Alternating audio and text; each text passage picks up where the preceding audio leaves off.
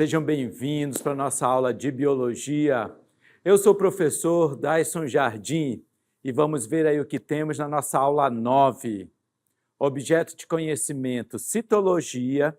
E no detalhamento nós vamos estudar sobre a teoria celular e sobre as células procariontes e eucariontes. Então fiquem preparados aí com seu caderno e caneta na mão e vamos para a nossa aula.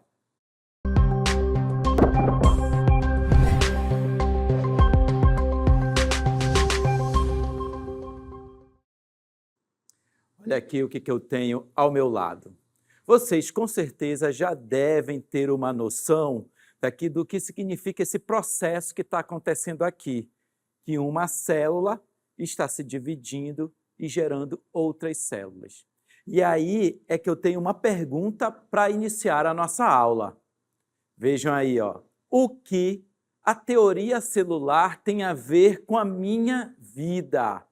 Então, nós vamos explorar todo esse fascínio que é o conjunto de informações que foram adquiridas ao longo do tempo por estudiosos, com a evolução dos equipamentos, em que permitiu olhar as características dessas células. E vamos iniciar aí com o conceito de teoria celular. É um dos pilares da biologia, afirmando que todos os seres vivos são compostos por células, que são a unidade fundamental da vida, e que toda célula provém de outra preexistente. Olha a imagem que eu mostrei anteriormente, uma célula gerando outras células pelo processo de divisão celular. Sendo crucial esse entendimento, para a gente ali compreender, entender a estrutura e funcionamento dos organismos, desde aqueles mais simples, que são formados por uma única célula, que são os seres unicelulares, até aqueles outros seres vivos mais complexos, formados por várias células. E para nós termos aí uma noção, nos aprofundarmos um pouco mais sobre essa viagem que nós vamos fazer sobre a teoria celular, sobre esse conhecimento a respeito da teoria celular, é que nós vamos ver um vídeo agora, contando um pouco da história da teoria celular. Vejam aí. Robert Hooke observou fatias de cortiça ao microscópio e descreveu pequenas cavidades, às quais deu o nome de células. O termo deriva do latim cellula, que significa pequeno compartimento.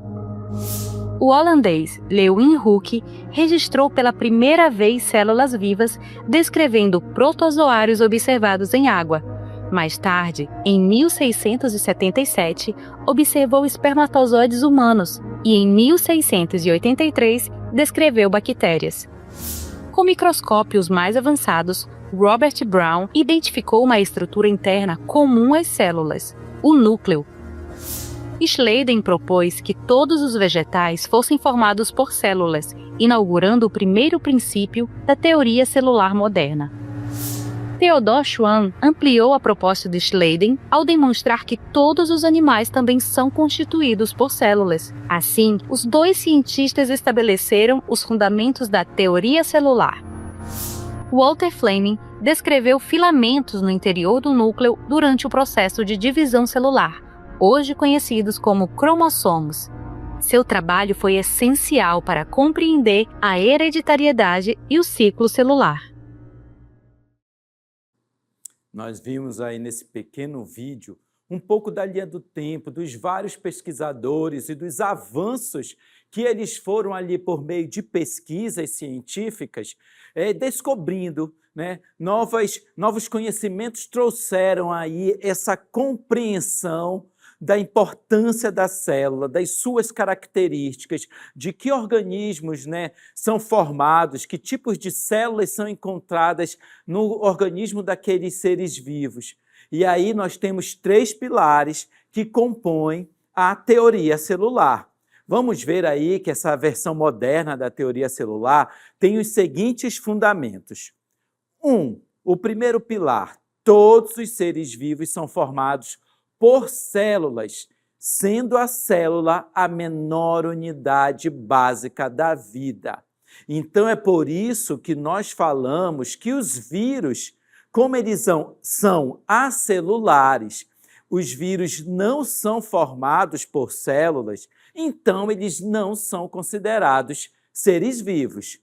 Vou repetir, o primeiro pilar é que todos os seres vivos são formados por células, sendo a célula a menor unidade básica da vida.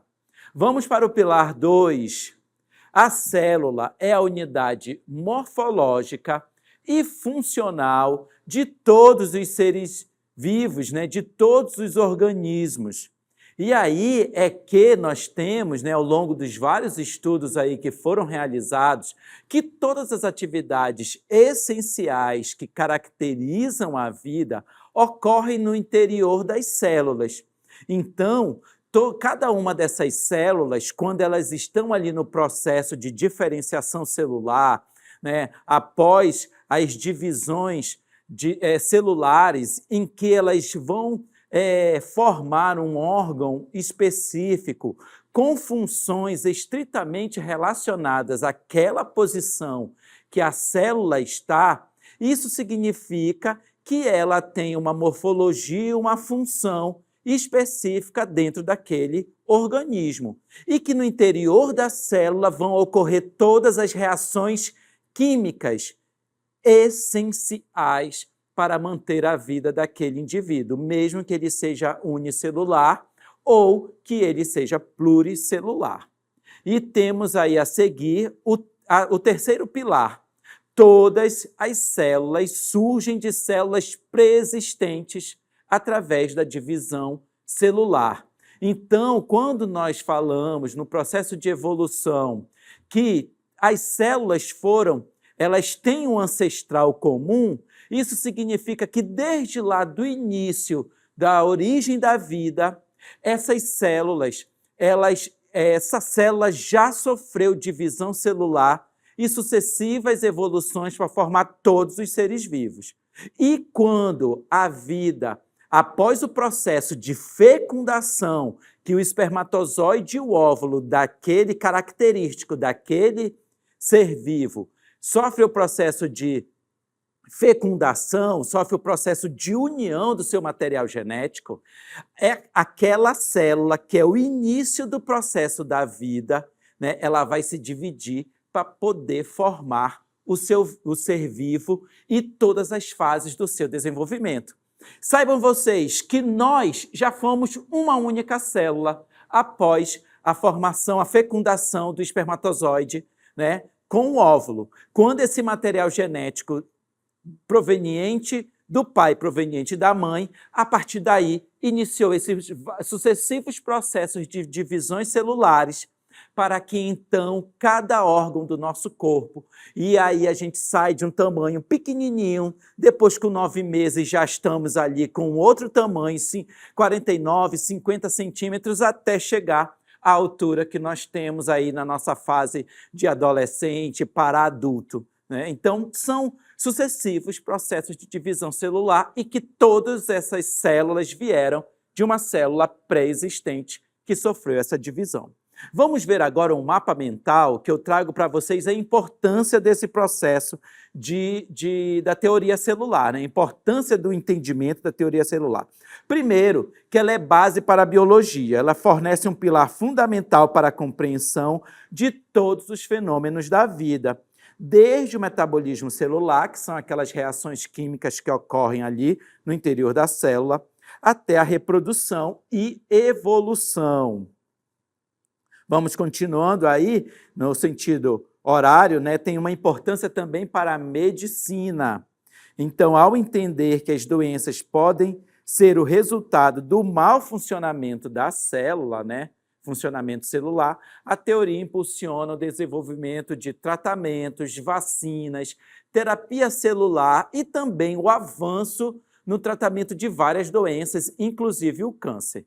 Então, quando a célula está funcionando bem, as reações ali no seu interior estão funcionando de uma forma equilibrada, estamos com saúde. Mas a partir do momento que esse funcionamento é alterado daquele que é normal, aí vem os processos de doença, tá bom? Vamos continuando aí a importância da teoria celular para a genética e biologia molecular. Então, foi crucial para o desenvolvimento do DNA e do RNA, permitindo a compreensão dos mecanismos de hereditariedade e da biologia molecular, ou seja, todos aqueles estudos que são muito característicos de laboratório. Também é importante para a biotecnologia, né? O conhecimento da manipulação celular é a base da biotecnologia moderna, que inclui a engenharia genética, a clonagem e a produção de medicamentos ali com o uso de células, né, de seres vivos, de produtos biológicos. Tá? Então, aí, esses vários avanços que nós temos hoje, tanto na agricultura, na pecuária, no melhoramento genético, enfim, todos esses vêm por meio da biotecnologia. Também temos aí uma grande importância para a ecologia e evolução, né? Ajuda a explicar processos ecológicos e evolutivos, como a adaptação e a diversidade das espécies. Esse processo de evolução continuamente está acontecendo no nosso dia a dia, que não é perceptível aos nossos olhos, mas eles estão acontecendo aí, tanto para micro-organismos, né, eles sofrem mutações, e também para outros organismos, animais, vegetais, né, e todos aqueles que compõem os seres vivos no planeta Terra. E ainda continuando o desenvolvimento tecnológico. Então, esse conhecimento sobre as células, ele permitiu o desenvolvimento de tecnologias aplicadas na produção de alimentos, na medicina forense, aquela ligada a processos de identificação, por exemplo, de corpos, né, de crimes, enfim, ligados ali a investigações, análise de riscos ambientais e tratamentos de doenças degenerativas. Então, como nós vimos aqui, a teoria celular ela está presente, os conhecimentos que foram adquiridos estão presentes em vários aspectos da nossa vida e continuamente continuam ainda evoluindo. Tá bom? E aí nós vamos seguir agora para uma outra parte aí dessa compreensão da teoria celular no nosso dia a dia. Saibam vocês que quando nós estamos ali na nossa casa, e aqui eu tenho uma representação, né, de um chuveiro, de um banheiro, será se é dentro de casa, será se é fora de casa, mas eu também tenho ali um espelho. E esse espelho, ele está ali todo dia que eu olho para esse espelho, que eu vejo a minha imagem, que você está ali escovando os seus dentes, saibam, você está olhando as suas células. Cada parte do nosso corpo, como um ser vivo, né, nós somos compostos de trilhões, né, de células. Então, toda vez que você está ali na frente do espelho, você está vendo as suas células. E as células podem variar amplamente em forma, tamanho e função, mas que todas elas, né, possuem características que são fundamentais, características que, embora em cada parte do corpo elas possam ter forma e a função específica naquele corpo, né, naquele órgão, né, em cada órgão do nosso corpo, e seja qual for a localização desse órgão, vai ter uma função específica, mas elas apresentam ali características comuns. Nós já sabemos que a célula é a unidade, né, estrutural e funcional dos seres vivos. E como eu comentei para vocês, também já sabemos que os vírus não são formados por células, né? Então, embora a célula forme o organismo, que é a estrutura, e todo o funcionamento, todas as reações químicas que ocorrem ali no interior daquele organismo, então, posso dizer que as células os vírus não são formados por células. Então, está compreendido isso, hein? Vamos lá seguir que essa célula ela foi descoberta aí por um pesquisador chamado Robert Hooke, né, em que a primeira vez que esse termo foi utilizado, né, foi ali em latim, cellula, né, que significa compartimento. Então, nós temos aí a imagem, olha aí, das aplicações que o Robert Hooke fez ali nos seus primeiros estudos a respeito da célula, quando ali ele teve seu momento de vida de 1635 a 1703, ele utilizou aí esse tipo de microscópio. Olha só a característica, como era esse microscópio aqui na época, né? E aí, esse Robert Hooke, ele viu ali algumas estruturas com compartimento, e por isso ele foi lá e denominou de célula, né? E aí você sabe que essa estrutura aí ela é chamada de cortiça, né? Foram as primeiras estruturas que ele viu. Vejam que a cortiça ela é proveniente ali de uma árvore, né? Conhecida como sobreiro, ali, muito cultivada na Europa, e o nome dela é Quercus suber. Olha aí o nome científico, gênero Quercus, né, Quercus, e o seu nome científico completo é Quercus suber, né, e ele está em itálico. Olha a característica aí, como a gente descreve o nome científico.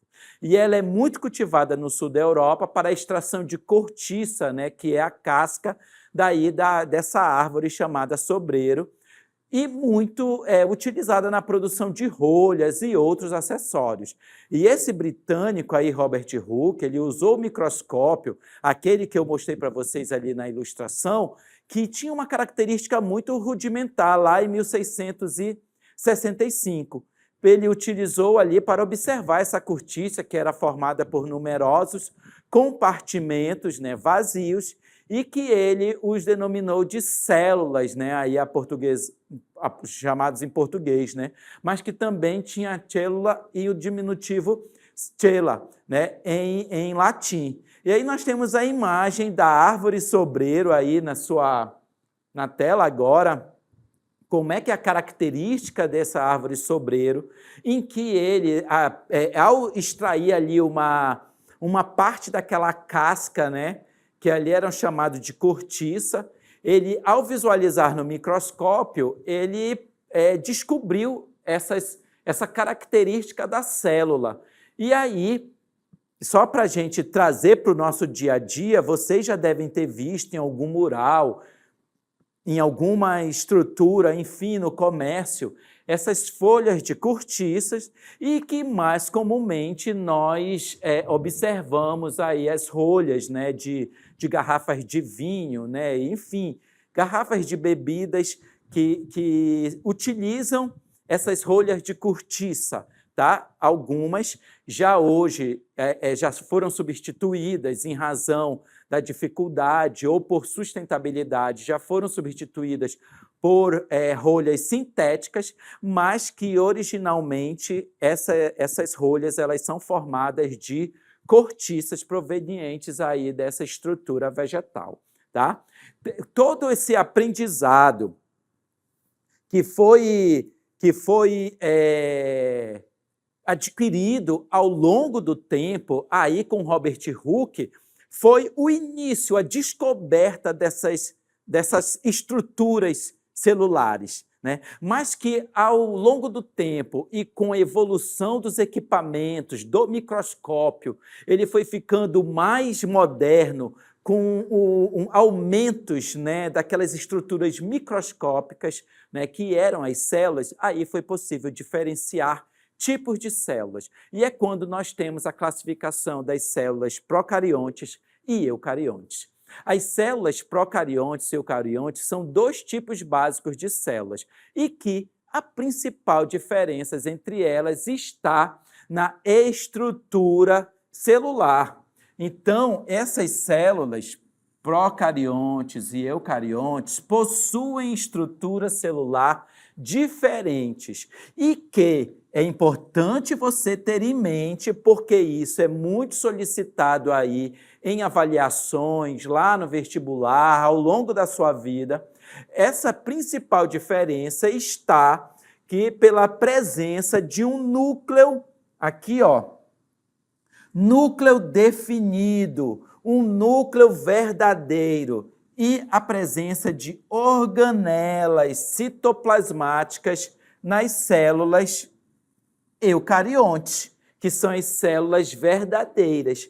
E que essa estrutura núcleo, ela está ausente nas células procariontes. Então, nós temos aí como características principais destas células, você pode diferenciá-las pela característica, pela estrutura que cada uma delas possui. E nós vamos ver agora um pouco mais detalhado sobre as células procariontes.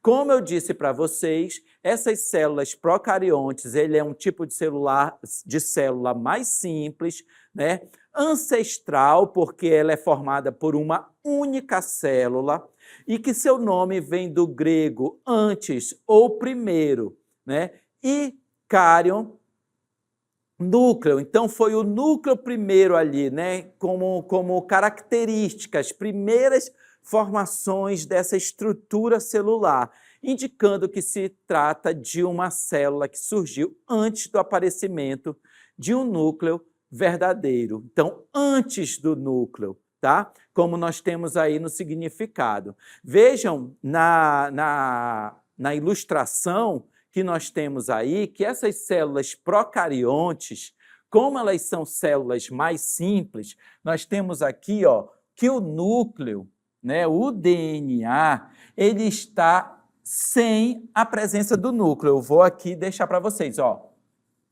Aqui é o filamento de DNA e que não tem nenhuma estrutura que caracteriza o núcleo como uma proteção desses filamentos de DNA. Então, por isso, antes do núcleo, não tem o núcleo, só tem o DNA disperso no citoplasma, e sim, as células eucariontes, por isso, as células procariontes, por isso, elas são células mais simples, que não têm esse núcleo definido, e ele é característico das bactérias, das cianobactérias e arqueias. Estas estruturas, estas células e micro-organismos são do tipo procariontes, que não possuem o núcleo definido, mas elas possuem sua membrana plasmática, possuem estruturas como a cápsula, possuem cílios aqui, possuem flagelos, os cílios aqui que são como pilos, denominados pilos. Então, todas as estruturas, outras estruturas, à exceção só do núcleo, essas células procariontes possuem. Então, como nós vamos agora detalhar cada uma destas, as células procariontes, o núcleo, quanto às características do núcleo, não possuem o núcleo definido, nem carioteca, ou seja, não possuem essa estrutura que delimita ali a presença do material genético no citoplasma, ele está disperso. Como nós vimos aí a seguir, o material genético fica disperso no citoplasma. Quantas organelas não possuem organelas membranosas, como mitocôndrias e complexos de endomembranas, a estrutura é mais simples e, como exemplos que eu citei, as bactérias, cianobactérias e arqueias, como eu já citei, e o tamanho, como células mais simples, são geralmente muito menores. Quando eu digo muito menores, pessoal, é que elas precisam de mais de 1000 vezes de aumento para conseguir ser visualizadas ao microscópio. Elas são muito pequenas, não é possível vê-las a olho nu. Quando nós vimos ali em laboratório a olho nu, são colônias, milhares de bactérias que juntas, aí sim é possível vê-las. mas a olho nu, individualmente, uma bactéria não. Tá? Vamos agora falar sobre o outro tipo de células, que são o tipo eucariontes, né, em que ela é mais complexa do que as células procariontes, e seu nome deriva ali do eu, que significa verdadeiro, né, e o cárion, que é núcleo. Então, núcleo verdadeiro, indicando que essa célula ela possui ali um núcleo bem definido, né, e que no seu interior tem o material genético, e por isso chamado de núcleo verdadeiro. E está aqui ele, ó, núcleo. Então, o núcleo está aqui no interior, lá no meio da célula, e vai ter também membrana plasmática, vai ter o citoplasma e todas estas organelas citoplasmáticas no interior das células eucariontes. Essas células eucariontes, chamadas de eucariontes porque possuem núcleo verdadeiro, elas são complexas, né, e possuem núcleo definido. E digamos que os seres vivos, como os animais, as plantas, os fungos, os protozoários, as nossas células humanas, todas elas são classificadas como células eucariontes. Aqui na sua tela, na ilustração, nós temos uma representação de célula eucarionte animal, tá? E aí, essas células eucariontes animal, porque a célula vegetal ela vai ter uma estrutura mais retangular, tem parede celular, é mais rígida. As células vegetais têm uma outra característica. E como nós já sabemos, cada órgão do nosso corpo vai ter uma característica de células com forma e função específicas para aquele órgão e função que desenvolvem. Aqui é só uma ilustração didática dessa célula eucarionte. O que você deve saber, não pode esquecer, presta atenção, é que a estrutura da célula eucarionte ela possui um núcleo individualizado, tá? Em que o material genético está lá no seu interior. E essa membrana nuclear ela é chamada de carioteca. Nós temos aí o material genético lá no interior do núcleo, né, do DNA, dividido, protegido por esse núcleo, né, e também possuem diversas organelas citoplasmáticas, como mitocôndrias e todas essas outras aí, centríolos, vacúolos, ribossomos, complexos de Golgi, retículo endoplasmático liso, rugoso, lisossomos, enfim. E também os cloroplastos, que são específicos para as plantas. Quanto à estrutura, ela é mais complexa e tanto encontrada em células animais, em plantas, fungos e protozoários, tá? E, geralmente, elas possuem um tamanho muito maior. Nós temos agora aí um detalhamento melhor, com uma melhor visualização na sua tela, né, sobre essas células eucariontes, animais, né, em que você pode observar e você tem que mirar. Se lhe perguntarem qual é a diferença entre uma célula procarionte e eucarionte, se lhe perguntarem, se mostrarem a você uma ilustração, você tem que ir lá no núcleo, você tem que procurar essa carioteca para poder classificar, identificar a célula eucarionte. E se não tiver o núcleo, ela então é classificada como células procariontes, que aí nós temos como exemplo as bactérias, né, cianobactérias e arqueias, que são unicelulares. Essa foi a nossa aula de hoje. Eu quero deixar para vocês aí sempre a motivação de continuarem estudando e revisarem o nosso material aí que está nas nossas redes sociais. Tchau!